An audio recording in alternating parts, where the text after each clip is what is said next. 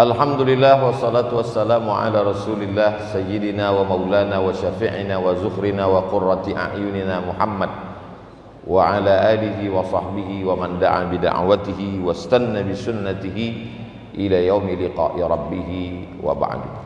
Al-habaib al-afadil, para habaib, para zuriat Rasulullah sallallahu alaihi wasallam yang berhadir di majlis yang penuh dengan rahmat dan barakah ini, mudah-mudahan dekatnya kita dengan mereka menyebabkan turunnya rahmat dan ampunan Allah Subhanahu wa taala. Berpegangnya kita dengan kajian yang mereka sampaikan membuat kita selamat dari fitnah-fitnah akhir zaman ini insyaallah. Para asatiz, para pewaris Nabi Muhammad, al-ulama warasatul anbiya, tak dapat saya sebutkan satu persatu. Hadir bersama kita Ustadz Handi Boni beserta para guru-guru kita semua. Mudah-mudahan kita istiqamah mengamalkan ajaran-ajaran Ahlus Sunnah wal Jamaah. Kesempatan momen subuh ini milad Bikers Subuhan Bogor yang ke-5. Betul? Saya selalu dibawa oleh adik-adik Bikers Subuhan di berbagai kota. Kemarin mendapat rompi juga dari Bikers Subuhan Ambon, wilayah timur Indonesia. Dulu awal-awal tausiah di Batam, datang anak-anak muda, Ustadz Somad, besok dari hotel ke masjid kami mau jemput pakai motor, nanti Ustadz kami bonceng, katanya. Mereka sangka saya tidak bisa naik motor. Jadi sejak itulah saya bawa motor kemana-mana. Lalu kemudian sampailah subuh yang penuh dengan kemuliaan ini, milad yang ke-5, semoga panjang umur. Belajar dari motor itu yang bisa kita ambil pelajaran banyak sekali. Tapi pada subuh ini saya bahas 5 poin saja. Kenapa 5? Karena milad yang ke-5. Nanti milad yang ke-6 kita tambah 6. Poin yang pertama, motor itu mesti ada gasnya. Kalau tidak ada gaspol, mendingan naik sepeda ontel aja. Komunitas sepeda ontel jangan tersinggung, karena semua ada perannya masing-masing. Gas inilah yang membuat dia melesat laju. Saya terus terang sampai sekarang paling suka naik motor kalau gasnya cash, kontan. Gas itu pada manusia ini hawa nafsu. Kalau tidak ada hawa nafsu, maka kita ini semua tidak bisa bergerak. Makanya Allah tidak berikan dunia ini kepada malaikat, karena malaikat itu tidak ada nafsunya. Jadi kalau ada orang mengatakan, Ustadz Somad, saya ini sejak hijrah ini sudah tidak ada hawa nafsu lagi, berarti kamu sudah jadi malaikat. Ustadz saya ini kok nafsu terus, berarti kamu setan. Yang namanya manusia itu ada keseimbangan. Sebagian orang berpemahaman kalau sudah ngaji, kalau sudah tobat, kalau sudah hijrah, kalau sudah ikut komunitas Bikers Subuhan, maka dia tidak lagi ada hawa nafsu. Ini pemahaman yang salah dan keliru. Islam tidak menghilangkan hawa nafsu. Contoh nafsu makan. Kenapa nafsu makan yang pertama Ustadz bahas? Kebetulan tadi ada nasi tumpeng, walaupun sudah diangkat. Jadi ada sekelompok manusia ini yang tidak boleh makan sama sekali, karena menurut mereka makan inilah sumber kejahatan. Kalau sudah makan muncul libido seksual, kalau sudah makan muncul keinginan-keinginan, maka makanan sumber kejahatan. Maka untuk menghilangkan kejahatan jangan makan. Akhirnya dia tidak makan-makan. Bahkan ada sahabat Nabi yang berkeyakinan seperti itu, namanya Abu Darda. Dia tidak makan-makan.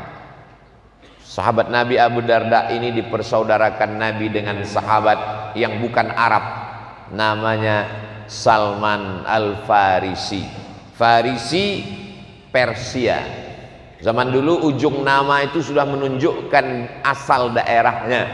Al-Misri, Mesir. Al-Iraqi, Irak. Al-Farisi, Persia. Al-Bogori, Bogor. Al-Ciawi. Jadi Salman Al-Farisi dipersaudarakan Nabi dengan Abu Darda. Salman dapat berita bahwa Abu Darda tidak mau makan, maka Salman pun datang bertamu ke rumahnya. Assalamualaikum. Waalaikumsalam. Istrinya yang nyambut. Abu Darda mana? Dia di dalam rumah, tidak mau keluar. Saya sudah dapat kabar. Lalu kemudian sampai di rumah Abu Darda, makanan sudah disiapkan. Abu Darda pun keluar dari kamar. Kata Abu Darda, wahai Salman, engkau sebagai tamu, saya muliakan, silakan makan. Apa kata Salman Al-Farisi? Saya tidak mau makan sebelum kamu memakan makanan ini. Begitu cara Salman menegur Abu Darda. Kita ini sudah dipersaudarakan Rasulullah Sallallahu Alaihi Wasallam. Saya mau makan makanan kamu ini kalau kamu mau makan. Kalau kamu tidak makan, saya sebagai tamu tidak akan makan. Maka terpaksa Abu Darda pun membatalkan puasanya hari itu. Rupanya Salman ini dapat berita Abu Darda tidak makan, Abu Darda tidak tidur malam, dan Abu Darda sudah menjauhi istrinya. Maka Salman menasihatkan, inna li jasadika alaika haqqan, badanmu punya hak, kasih dia makan, jangan sampai tidak makan. Inna li ainika haqqan, inna li ainika alaika haqqan, matamu punya hak, kasih dia tidur, jangan sampai kamu tidak tidur malam. Inna li ahlika alaika haqqan, istrimu punya hak, kasih dia perhatian. Wa ati dzi haqqin haqqahu, yang punya hak terhadap dirimu wajib kau berikan haknya. Jadi kalau ada adik-adik biker subuhan yang enggak makan-makan, makanlah, nasi tumpeng masih banyak. Jangan sampai tidak makan. Saya sanggup puasa. Kata Nabi, kalau kamu sanggup puasa cukup 3 hari dalam sebulan, 13, 14, 15. 3 hari itu sama dengan 1 bulan. Man jaa bil hasanati falahu asyru amsalihha. 1 hari dibalas 10, 3 hari berarti 30 hari. Saya sanggup lebih dari 3 hari. Laksanakan 8 hari. Senin, Kemis, Senin, Kamis, Senin, Kamis, Senin, Kamis. Saya sanggup lebih dari 8 hari. 15 hari. Ahabbus shaum ilallah shaumi Daud. Puasa yang paling dicintai Allah puasa Nabi Daud. Yasumu yauman, puasa sehari. Wa yuftiru yauman, makan sehari. Pilih yang ganjil atau yang genap. 3, 5, 7, 9, 11, 13, 15, 17, 19, 21, 23, 25, 27, 29. Tidak ada 31 karena bukan Agustus. Saya sanggup puasa lebih banyak lagi daripada itu. Kalau tidak mengganggu aktivitas, boleh. Namanya puasa dahar. Dahar puasa sepanjang tahun.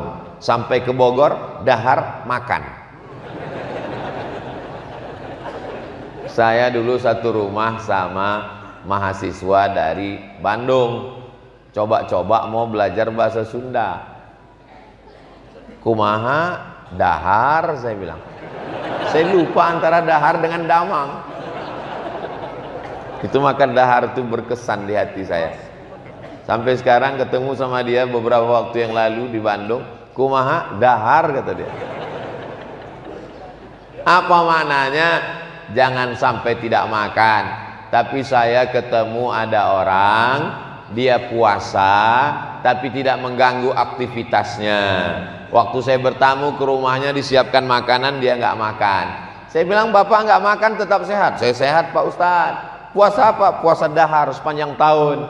Kalau sepanjang tahun itu mengganggu aktivitas, hukumnya haram. Saya tetap sehat, badan saya sehat, istri saya tidak terganggu, nafkah juga lancar zahir dan batin. Bapak sudah berapa lama puasa dahar? Alhamdulillah Pak Ustaz, sudah 2 tahun, 20 tahun. Sehat walafiat. Jamaah pun banyak menduga saya banyak puasa. Enggak, saya kurus ini takdir. Jadi gas ini mesti ada. Makan, Islam tidak melarang orang untuk makan. Kulu, makanlah. Wasrabu, minumlah. Wala tusrifu, jangan berlebihan. Makanya saya kalau bertamu di mana-mana jamaah nanya, Ustaz ada pantangan? Enggak. Kepiting? Oke. Udang? Ahlan wa sahlan. Seafood? Marhaban. Ikan? Tola'al badru alaina. Tidak ada pantangan. Satu-satunya pantangan satu cuman, pantang dekat, lewat. Mudah-mudahan kita sehat semua. Ada orang menganggap makanan inilah yang membuat sumber penyakit. Betul, bukan hadis Nabi.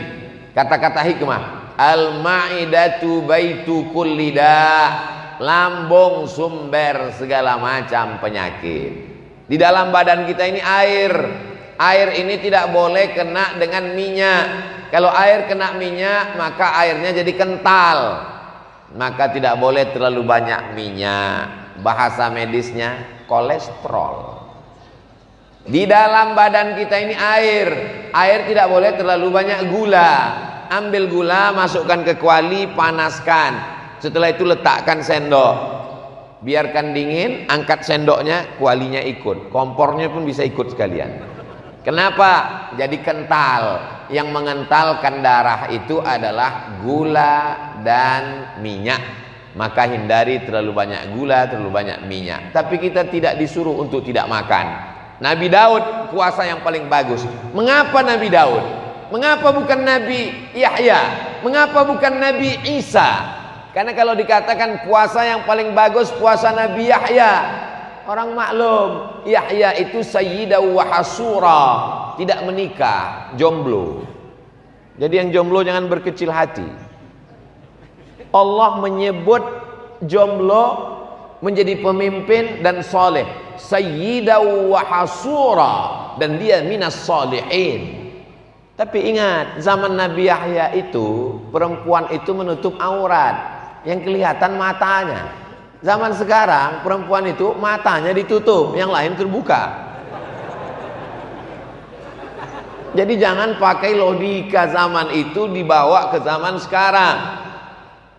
Makan, minum, Islam tidak melarang, tapi jangan semua mau dimakan. Semua yang berkaki 4 halal kecuali meja, itu pun karena keras. Dalam Islam ini sudah diatur, ini boleh dimakan, ini tidak boleh dimakan. Atib mat'amak, jaga makananmu, takun mustajabad da'wah, maka doamu akan dikabulkan Allah.